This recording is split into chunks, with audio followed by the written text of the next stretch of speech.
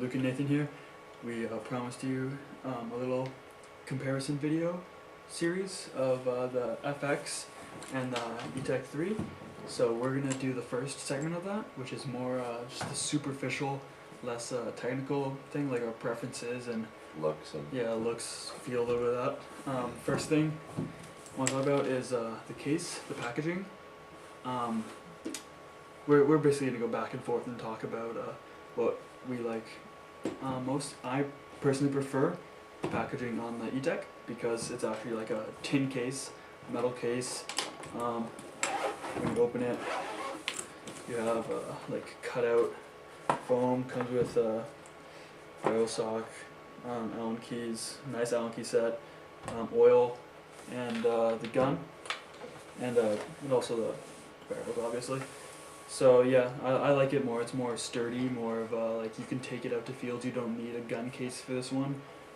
But well, with the FX, it's more like foam and like cardboard and stuff. Nathan will talk to you a bit about that. yeah. So when you get the gun, it comes just in a cardboard box, and then it's got everything you need.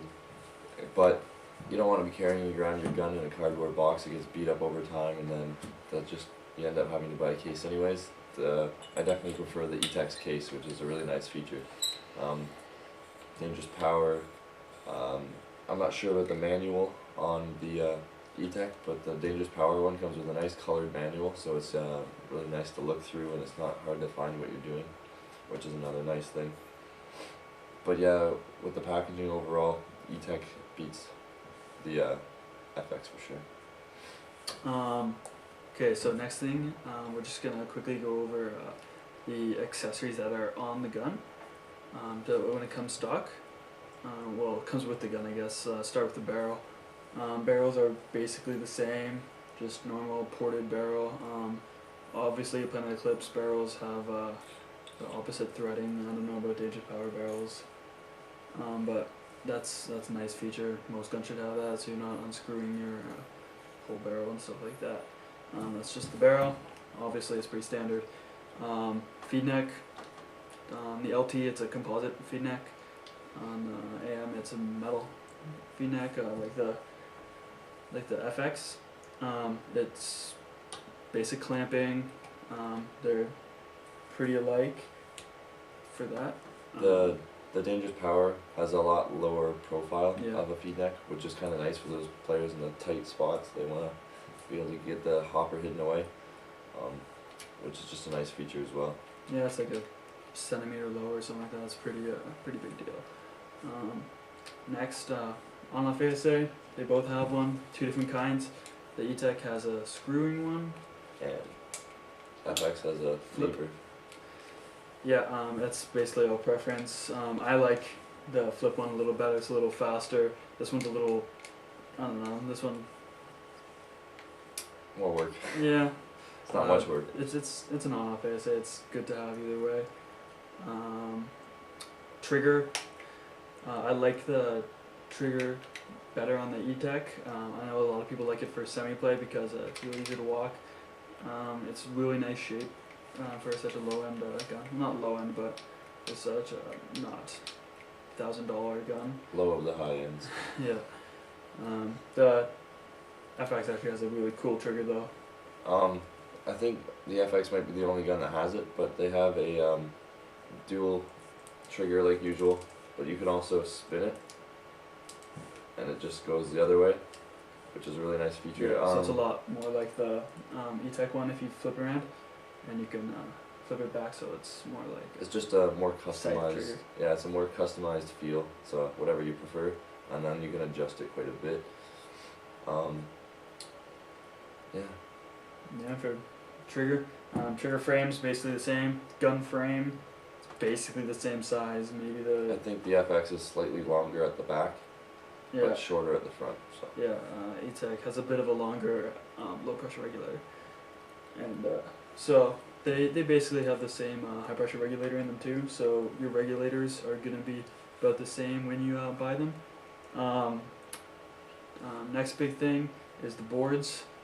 You'll obviously see that the FX has an OLED board in it, while this ETEK only has flashing lights on it. I don't have a battery in it right now, so I can't show you, but it just flashes lights. It's just like any other stock board. You can't actually get a OLED board for the ETEK LT. You can get one for the ETEK AM, but you can't get a OLED board or LED board for this ETEK, the LT. So that's kind of a bummer. If you're really against flashing lights and you really have to see the words and stuff, then I suggest the FX. But this is just my Woods Bowl gun, and I've never really used a OLED board, so it's not a really big deal for me. I'm fine with the flashing lights as long as I know what they mean. It's just a little less convenient. Yeah, the OLED board is a nice feature. Now I don't have batteries in it, so I can't quite show you what it looks like. But it's nice to be able to customize it. It has 7 different player settings, so you can change it for different types of play, different groups of people you're with, and everything you need. Every mode you'll ever need, but it's just basically the most customizable gun out or board out there. Unfortunately, it's not like a full OLED board like a Virtue, but it's still nice. Like, it doesn't have the timer, the game timer, and the practice modes and all that stuff. But if you really want that, you can't get it for it. But it already comes with this OLED board, and for just the stock gun, which is a pretty good deal to have the OLED already in it. And I like that. It's a little easier. You can switch between the modes during gameplay. Of course, the tournament lock is inside, so if you're in a tournament, you can shut that off. But for just leisurely play, you can just switch to whatever you want, change the balls per second as you go on the field and everything. It's really quite easy. And it has a really long battery life on it, actually. So yeah, OLED boards have really nice battery life in them. Last thing that I want to go over is just the comfort of the gun altogether. Like, I really like the comfort of the ETEK. Really good weight, really good balance. The grips are really nice for like most of the guns this class don't have nice grips. DMs have really nice grips. Like, I don't know, axes have okay grips, but I think the ETEK has the best grips and like best feel of comfort in that price range. So yeah, I don't know. I think that's the biggest difference, other than the OLED board. That you're gonna get good value either way, but I don't know. What do you think of the comfort of the FX? the grip is slightly more boxy just because it needs to be able to fit the OLED. So that's slightly a con, but it's fairly comfortable. It fits in your hand nice. It's nice and compact overall, the gun. But I don't mind the comfort when you're out there. It's nice. It's got a wraparound grip, which some don't, but that's a nice feature. But I find it a fairly comfortable gun.